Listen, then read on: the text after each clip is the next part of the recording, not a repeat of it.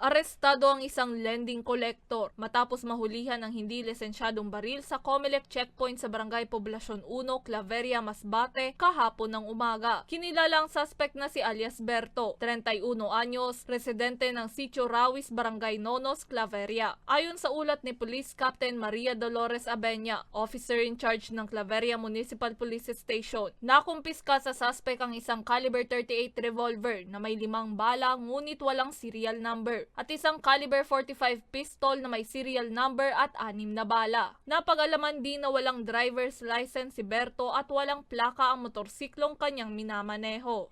Kaya siguro nangyari din dito kasi hindi man masyadong mahigpit sa trapiko siguro. Kaya isa rin yun sa mga ipapatupad natin, yung paghanap ng mga pertinent papers sa pag-drive para maiwasan na aksidente at makilala natin yung mga drivers dito.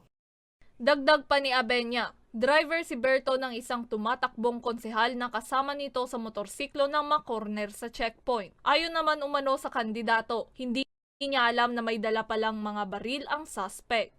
Sa kanya, wala po siyang alam regarding dun sa baril na nahuli sa kanyang driver. Nagkataon lang po talagang nagmumotor sila that time kasi dapat supposedly, four-wheel vehicle lang yung ginagamit nila. Kaya lang, hindi nakakadaan doon sa area. Kaya nakasakay siya doon sa driver na nahuli. Nasa kustodiya pa ng Claveria MPS si Berto at maharap sa mga kasong paglabag sa Republic Act 10591 o Comprehensive Firearms and Ammunition Regulation Act at Comelec Resolution No. 11067 na nagbabawal sa pagdadala ng mga armas sa panahon ng halalan. Para sa mga balitang tatak, Bicol, May Insinare.